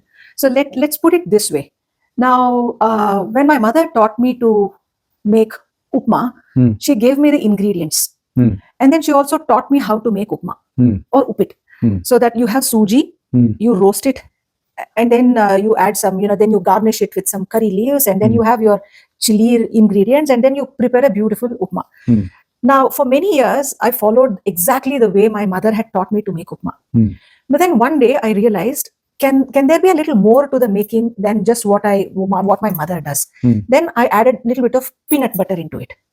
It gave me that extra flavor. But upma was still upma. Then another day I thought, why not add some coconut milk into it? Then I added some coconut milk. It was still upma, but it had two extra flavors. One was slight peanut butter and then coconut milk. Now, I still can't take the credit of upma as mine. Of course. The recipe is still my mother's, but I added those two new flavors. So the upma was slightly evolved. So Gurukula Parampara, the Tanjavur Bani is such. Upma still remains, but the ingredients can change. So now every teacher can vary whether they want to add coconut milk or they want peanut butter or something else. You can add cashew in ghee. You wonderful. can add cashew in olive oil. You can add badam in olive oil. You can change it. So long as the upma still remains upma, Right. everything is intact. Right. Now, if you want to trying to, make the upma into something else, that is when there is digression. Correct. Digression is not wrong, but is it necessary is something you need to ask yourself. Do you really need to change the upma into something else? I wouldn't, and again, you're preempting a question of mine. So I wouldn't probably call it as digression, so to say. But are you seeing? Do you have a similar appreciation for other forms of? Let's stick to dance only to begin with. Dance forms that either you have attempted yourself or you have tried something in a fusion form or something like that. Of course. There is no hard and fast rule that says that you have to be very stringent about sticking to your own bani. You have to stick to your own bani in terms of the technicalities, because it is an identity. It is an identity. I still am Brijesh's wife, so that identity is very strong in me. So you have to have that identity. Otherwise, you will let yourself loose without an identity. So. But I can be a dancer. Being Brijesh's wife, I'm a dancer. Being Brijesh's wife, I'm a teacher. So under that name, I can be many things. So similarly, I have to be under my bani, but I can still expand myself in many, many ways. I can get inspired. I can adopt other banis too. There's nothing wrong. Sorry, what's a bani school? Bani is a parampara. Parampara. Okay. That one particular school, that is called a bani. Like for instance, I belong to Tanjavur Bani. There are many who belong to different banis. Bani is parampara. So there is no stopping you from getting inspired from other paramparas. You should, because art must evolve. Otherwise, you will be in a closet. But then, as I said, there are some things that you should stick, fix yourself as into, and then get inspired. Wonderful. So I think yes, that mutual inspiration is always there. It has to be there. Otherwise, art will not evolve. Not correct. Wonderful. And to that point around, have you attempted any other form of dance art? Doesn't have to be in Bharatanatyam itself, but have you been attracted to try something else? Now that we are in a Western country, have you tried something around the Western dance form, either yourself or in terms of some fusion? Because you hear a lot of that happening, right? There is fusion that happens. Yes, I'm not a big fan of fusion. I mean, I'm a big fan of all these forms discreetly. I love Bollywood. I enjoy Bollywood music. I enjoy Bollywood dancing. I enjoy all the contemporary art movements, but all in their own ways. But bringing them together, it's not wrong, but I do not see the relevance of it. I mean, as long as it makes sense, it is fine. But what is the point in diluting one and then complementing it with something else when it makes no sense? Fair enough. Ultimately, you should not do it, succumbing to peer pressure. Just because somebody else does it doesn't mean you have to do it. I remember trying this one bit when I was new to Melbourne, because I was also in that, that spirit of wanting to experiment. So there was an event where I took some of my students and we tried to doing a performance for Mo Se Chal, that is a Wahida Rahman's thing. One guide. Tried doing it, but then I was not very happy end of the day, because I felt the consequence was not very fruitful. I felt it was unnecessary. So I just stopped it there. And not trying to be technical, but that is probably a bit more Kathak, or she's also doing Bharatanatyam there. No, it was a little more Kathakish. Kathakish, right. But look, even though we can incorporate our moves into things, I found it unnecessary. It was irrelevant, was what I felt. So I think yes, and then there is also this new thing of incorporating Bharatanatyam moves into various other things. It looks graceful, but then if I may, all our mudras have meaning. I mean, mudras, as I said, Bharata Muni was a great master. He didn't do it as a form of entertainment. Mudras have deeper significance. Even in yoga, you use mudra because they are the tools that kind of manipulate your energy levels in the body. They harness your energy levels also. So probably what Bharata Muni would have done is, in the guise of dance, you're also incorporating mudras. Exactly. So now, when I did Shantakaram Bhujagashayanam, I use a lot of these chin mudras. They have significance. And so much so that my guru also tells me that she's also into Tantra. She's done her doctorate in Tantra. She also tells me that you can't use mudras just like that. They have a deeper significance and they have deeper meaning. And there are so many mudras that have specific positions, to be held in. You just can't throw your mudras away. So when you know that there is a deeper significance and relevance to the mudra, you feel bad to just let them loose. Absolutely, and this is almost like now hopefully our generation will relate to something called as an antenna that used to be on the top, right? Now kids may not even know what antenna is. But we used to have an antenna turned in a Yes. certain way. Antenna used to have so many, Yes. 5 or 11 or 13 eventually, and that is how signal would come to your TV. Mudras are somewhat synonymous to that, right? Because if you're holding your hand in a certain way, you're attracting a certain amount of energy. You do it wrongly, you'll attract wrong energy, or nothing will come to you. Or you kind of do here and there without having the proper frame of mind, you have wasted that one way or the other. Correct. So that is how at least I see the importance of mudras and what you need to follow. I'm coming probably more from the yogic side of it. Correct. I mean, look, there's been a significance to whatever was given by our rishis and munis. Absolutely. So I think understanding the significance is very, very, very important. Right. And not diluting it and compromising it is also probably, I think, as important as. And these were all. I know in that dilute the way you used it, but I'll still use the term here. They use these things in a way to dilute the complex teachings or learnings that were there and pass it on to a common person, so that don't let it go altogether, but at least understand this so that you prepare yourself for this Correct. to channelize through you. Correct. Right. So the benefits are still there. Absolutely. The benefits are still there, maybe through the form of dance, which you might find a bit more easier to bring it into you. Yeah. So therefore do it that way. Yeah. Eventually you will come to a position, hopefully, when you can, your brain, by you I don't mean you, sorry, but all of us in general are in tune that you can take these things in a more deeper fashion and the spiritual fashion. Yeah. But use this as a way to elevate yourself to that journey. Correct. So to say. Correct. Absolutely. Wonderful. We talked about the part of men in dancing as well, but I'll ask that question here once again with a slightly different flair.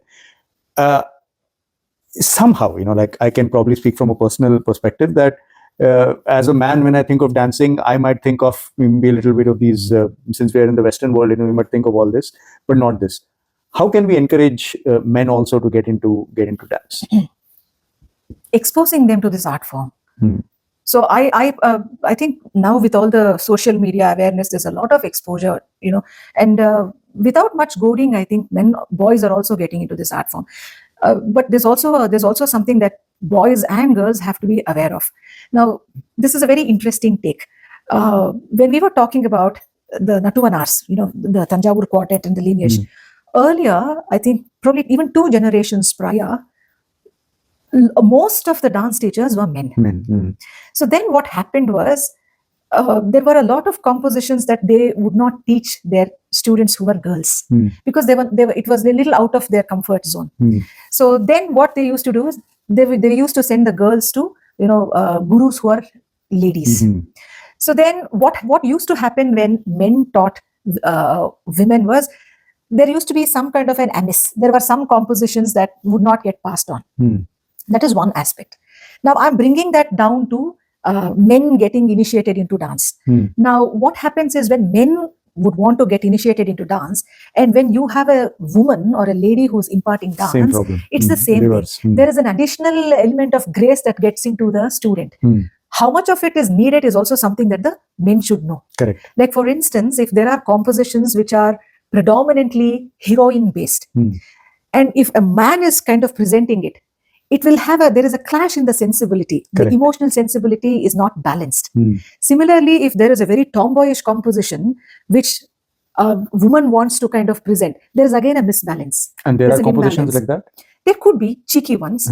So there always has to be a balance in what, there has to be some kind of an awareness about what you would want to learn. Now, if there is a boy who wants to learn a dance piece, then the boy needs to know what is comfortable for him. And if a girl needs to learn a composition, the girl also needs to know what is comfortable for her. Right. It's a very controversial topic, but I feel there has to be some kind of an awareness and balance of what you want to learn and what you kind of would not want to learn. So when that is done, then I think anybody can dance. Shiva is a dancer, he's a fantastic dancer. There has to be a balance between Tandava and Lasya. Yes. Wonderful. Now I want to get to the point of, these days when you look at Hema Malini, like despite her age, there is some wonderful dance performances that she continues to give. But I just wanted to touch upon that aspect, right? I'm kind of merging also the point that you mentioned earlier, that as you age, there is a far more maturity that comes around you that starts reflecting in your performance. But I also want to combine it with the health aspect of it, right? How do you see these two going together? I mean, can you continue dancing till your 60s, 70s, 80s? How can women take care of their health, especially women? Because this is a fairly intensive dance form, right? I mean, there's a lot of energy that goes into it, and physically also there needs to be a decent amount of strength. So I don't know if the question is coming out very vague, but I would love to hear your thoughts around how do you prepare or condition yourself for something like this? There's some special care you got to take care of yourself. Yes, definitely. Now, any profession has its own demands. Correct. Similarly, dance has its own requirements. Correct. A dancer needs to, abide by some discipline. Otherwise, you will fall short of continuing your sojourn in dance for many, many more years. Right. Now, if you see the likes of Vaijayanti Malabali, ma'am, she's probably in her 80s. 80s, and she's still good. Correct. She's still very agile. So in terms of Hema Malini ji as well, she's still very agile.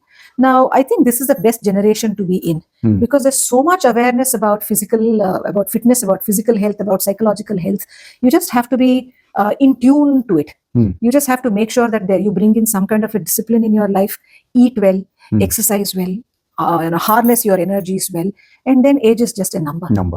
So I don't think there's any reason why you wouldn't want to dance. My guru is probably she's in her late 50s, and she is brilliant. She can dance for 2.5 hours on stage. Oh, wonderful. And there are so many other dancers senior to her, and they are brilliant too. Yeah.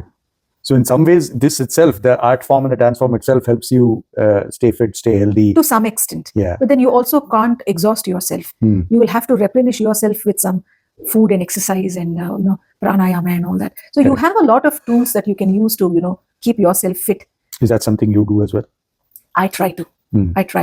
A little bit of yoga here and there, and a little bit of walking, and a little bit of what is needed for your muscle strength. Do that, and then I think it'll just prolong your journey in dance, prolong your stay in this beautiful field. In this beautiful field, absolutely. Now, the other thing I wanted to ask you is, you did talk about the arts in Australia itself, but where do you see this move forward, both in terms of your school or how you see this integrate into the art form of Australia in general? Maybe you can take it as a two-part form. Yeah. So Australia is Melbourne. I wouldn't talk about Australia because I haven't traveled much in Australia. I've confined myself to Melbourne. So Melbourne is becoming a hub for music and dance, which is fantastic. There's no dearth of talent in Melbourne. The students who are learning the music and dance, they're very talented and they're very committed. I see that commitment in most students. With all the other activities that they do, they still are committed to their learning classical art forms. Correct. But one possibility that probably would seem very positive in Melbourne is creating avenues for these upcoming artists to showcase what they've learned. That is very, very crucial. And I think even that is kind of starting, now in Melbourne, which is very good. Now in India, because I've performed in many places in India, there's no dearth of performance opportunities in India if you have your Guru Kataksha. Correct. Somewhere, you can. There have been times when I've performed at least 10 times a month with my teacher's team. So that has across happened. Different parts of the country and traveling. And yes. So that way it becomes very fulfilling, and with every performance you also learn. Now, what happens if there are no avenues for you to perform? It becomes, very compartmentalized. So most of the schools, what we do is we prepare all students and there's one annual concert. But my thing is one annual concert enough? Good enough, right. Now, for those that would want to take arts as a hobby, probably a little more than a hobby, an annual concert is fulfilling. But I'm sure there are many, many students who have this deeper desire to continue in arts. But will this kind of an ambience help them? Will it nurture the passion that they hold? Is arts financially viable to talented students? That's a question we all need to be very aware of, Sanjeev. Right. I think now what happens is when a student joins a dance class and when they get into their teens, when they get into their secondary, their mind is already drifting because they know they cannot continue dance as a serious career. Now, for somebody like me who shifted from becoming an MBA graduate to somebody who wanted to take dance very seriously, that kind of a decision, can it happen in Melbourne? Would you want? Do you think there are candidates who would say, "Hey, I would not want to after my selective school, tenure, or after my high school and graduation, I would want to quit my thing and I would want to take arts as my serious career"? Correct. Nobody would. Correct. Because it is not financially viable. Right. So then what happens is arts get diluted. Now, most of the artists, what most of the artists do is, because you need to manage your school, you need to manage your students, you're also working. Because you need to have that financial freedom to be able to run, to be able to hold concerts, to be able to do so many things. Now, imagine if there was an artist that had all the energy that he or she used professionally and put it into the art. What a beautiful place your community would be. Correct. There was a time when all the artists had the Rajashriya. Yeah. The king was I was everything. just about to say that, yeah. The king took care of the artists and creativity was abundant. Absolutely. Now, who do we have as Rajas? Correct. Who has to take care of the artists? Yeah. Now, art has become, even in these 10 years, somebody calls me to perform. They say, we will not even talk about money because we know there's no money in this field. But that's an interesting point that you mentioned. And again, this point also came up in a couple of our earlier artist series. While there is no so-called king or kingdom or something like that, but at least in Australia and Victoria, I've definitely seen that the government steps in a way, right? Do you have any views on that? How do you see the government being a catalyst in this? Again, where I feel that there is a certain amount of awareness that even has to happen from the government side in terms of these kind of art forms, right? Because they may still recognize an opera, they may still recognize, and there is a lot that they might do for the so-called Western arts. But the immigrant art forms, is it getting the kind of thing? What more can the government do? Is there any thoughts you have on that? I have thought about it. The government is doing what it can. And because the numbers are so many, it's not just the Indian, keeping aside the contemporary Australian art sector, you have the Indian arts and look at the kind of people, look at the kind of diversity we have. Correct. So to how many groups can the government cater to? Correct. And they are trying to do whatever is best for them. Now, there are some not-for-profit organizations that are receiving grants, which is good. But is an artist entitled to having only a not-for-profit organization? Can't you, for somebody like me, can't I make my art my bread and butter? Correct. I don't have to run a not-for-profit organization and depend only on grants. Correct. It might come, it might not come. It's not feasible for me. Correct. So the moment now Sindhu Bhairavi is it's not a not-for-profit organization. It's also my bread and butter in a way. Correct. Now there, in that sense, I am kind of, I'm not eligible for any kind of a grant. Oh. So because I'm right? Yes, okay. Because it's an organization. So then which is a profit organization, right? Which means I'm not entitled to getting grants. So my one hope from the government is lost. Gone. Okay. Now if I am passionate enough to curate events, now where do I gather money? Right. So far in the 10 years, all my productions have been self-produced. Right.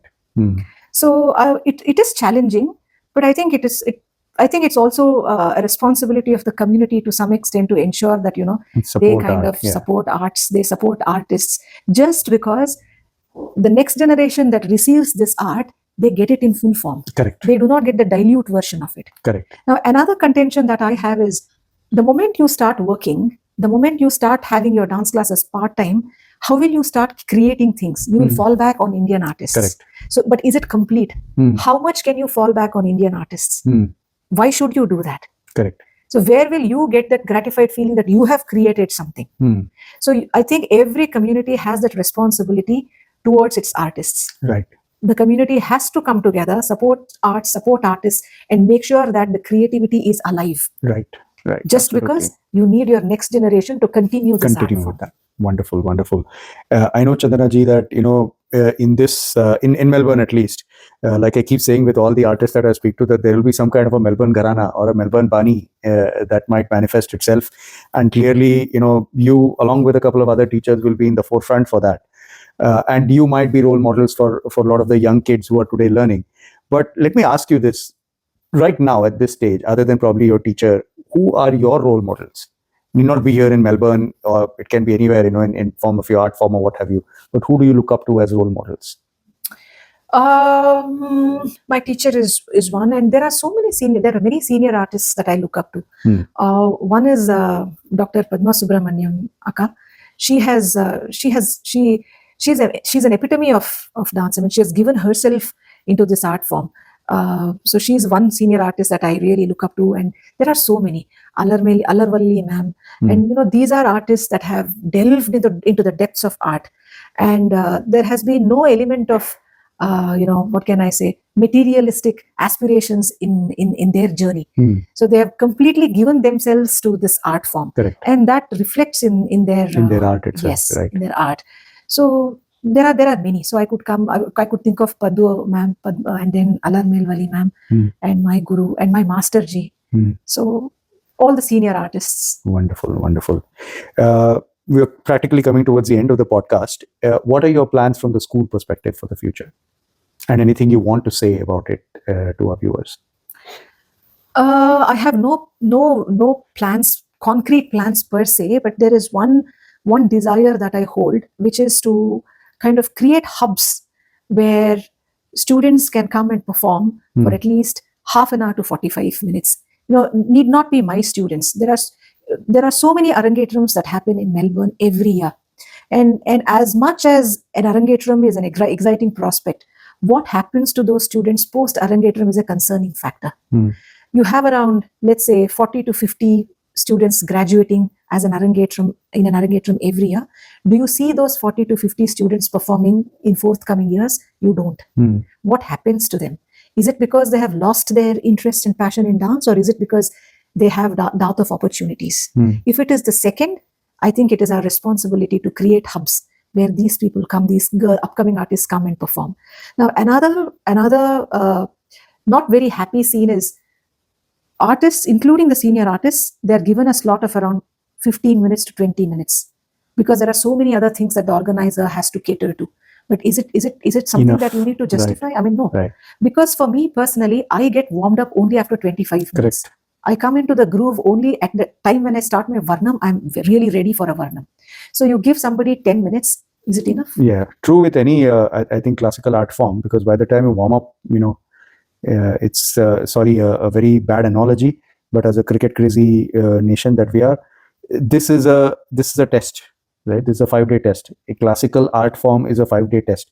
You can't expect that to finish in a T20 format in 3 minutes or whatever. That is something else, right? You can't. So this needs that kind of time and attention.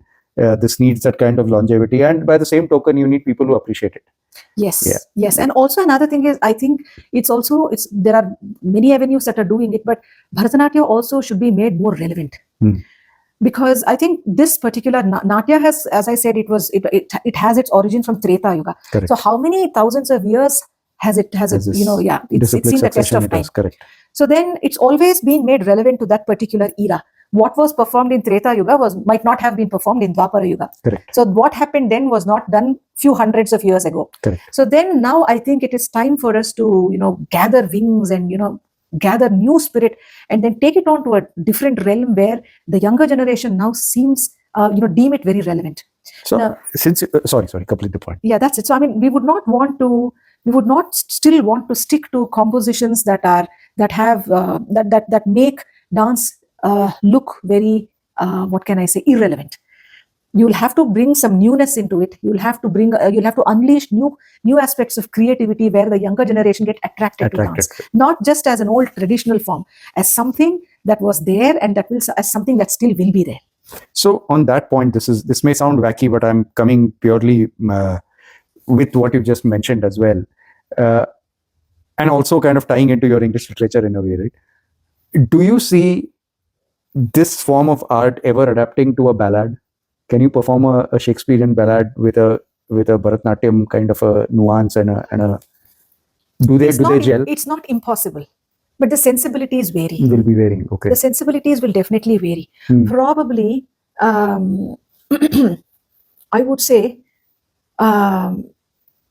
you can have rice and rasam, but will the rice and rasam go well with the salsa?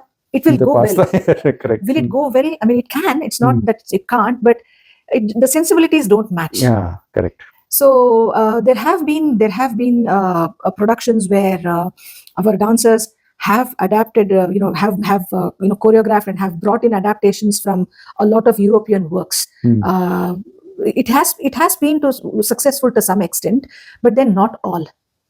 So you can, it's like, there was a thought of, somebody wanting to do Harry Potter as a Bharatanatyam They've anyways used that tune and converted into a Carnatic style. So No matter what, Right. you will have to bring in some element of our classicism into it and their element into us. Correct, So it can correct. only be an amalgamation. Correct. So I But think but then sorry, that was my crude way of trying to merge two things so figuratively. But what is in your mind then in terms of how can you make this more attractive to the kids of this generation? I'll probably slightly take one step back, because what I feel is that when we come out of our country, in the earnest attempt to make our kids more connected to our culture, we start exposing them to this art form, right? So I did not know this number, but you mentioned that there are probably about 50 to 60 arangetrams that happen every year in Melbourne. That's I don't know how to compare this with even Indian cities for that matter, but nonetheless, that definitely seems like a huge number, right? So there's 60 talented dance artists coming out now. That's also partly because of this, right? Because we want our kids to stay connected to the culture, go. We have parents who are pushing them. But what's a good way to keep them interested? I'm not coming from the perspective of the opportunities that we can create for them. Assume that in an equal world that happens. But what can be done to keep them interested? Because once that arangetram is done, once they finish their VC, they go into uni, they go into the real world, their world becomes so diametrically different that it is, then we can't do much to kind of pull them back, right? What is your thought? What can be done? Is there something that you have in your mind at that point? Do you have manifested something on that? you will have to impart dance in a way where it's like where they think it's a seed that is sown into them. Wonderful. It can sprout any point in time. It cannot be a fleeting art form that they learn for this many years and then finish their arangetram and go away and not even think about it. Your way of training your children should be in a way where it is like sowing the seed. Now, what entails, what comes into that is you talk to them about the art. Now, if I teach them a composition, I take extra time, extra effort, and I put that extra time and energy to ensure that they understand the history of what they are learning, and they understand the relevance of why they are learning it. Once that gets into their system, it will stay in them. Right. So they might have a gap in the dance, but it will still remain in them. You never know when they would want to bounce back into dancing. Correct. When they would want to start teaching dance. So that's one thing. So what we have also done is from the, I think last year, alongside dancing, Sindhu Bhairavi is also imparting Vedic heritage program to children. Wonderful. So because if I were to just pull students saying, hey, I'm here trying to help you with Vedic heritage program, the intake will be very less. So all my dance students are now into Vedic heritage learning. We have incorporated a learning program called Purna Vidya. So this has been developed by Pujya Swami Dayananda Saraswati from Asha Vidya Ashram Anekati, Coimbatore. So they have a 12-volume book. And the volume 1, part 1 starts from Panchatantra. And part 12 is about value-based building using Bhagavad Gita and then Upanishads and all of that. So what we have done is level 1 will take part 1. Level 2 of training takes part 2. So they learn all in parallel. Parallelly, they're learning Vedic heritage program alongside dancing. And for the uninitiated, each level is 1 year roughly? Roughly. Okay. So if you have around 12 to 13 years of training, they would have learned 12 to 13 years of that Vedic heritage program as well. Correct. So it entails Ramayana, and that book is made very relevant. So it doesn't just, take things to you. It's not a fairy tale story. Beautiful. It hits at you practically. Why do you do this? What is the relevance of you doing this? So then when you strike a relevance to them, and when they know that there is a purpose to what they're doing, it stays in them. Wonderful. Thank you. And I think this is quite a very enlightening discussion that we have had on your art form, on how this can thrive in a different environment that we are in altogether. To conclude, I just want to ask you this. Your mom manifested this, in you well before you were born, as you rightly put it, and that I'm once again stating the power of manifestation, right? What power it has. Looking back, what does your mom say about you? How does she feel that her manifestation is complete now? She doesn't talk about that. she pushed you till a point and then she stopped because she realized that you have she's withdrawn herself now. Wonderful. So, but then she tells me that she's very happy about the way things are happening in Melbourne. She's very happy that I have a number of students and that I'm occupying myself very, very beautifully. That's what she says. She feels satisfied in the sense that what she could not do, you're doing. Yes, very much. Wonderful. And with best wishes that may that continue for more. You have laid out some elaborate plans on how this culture can sustain, other than just being, because you want to learn Indian culture, you learned it and then you forget it. How can that seed be planted in all the young kids? I'll say kids. I know they are mostly girls, but I'll still say kids, for this to sustain. And may those kids, and as they, get into adults and they become their own, grow up, they find ways in which this can be manifest in a much larger way. So with that, Chandana ji, would like to thank you so very much for being part of our Kulkarnis and sharing your wonderful journey with us. Thank you so much, and may the divine, bless you with more power to become a lot more positive Karni. And my gratitude to your team for making me a part of it. And the moment you said, we are going to have this discussion, I realized what a humble student I am, because there's so much that I don't know. So in a way, this interview is also kind of propelling me into learning more and more, into becoming a humble student once again. Thank you so much. Student for life. Thank you. Student for life, indeed. Thanks. Thank you. Thank you.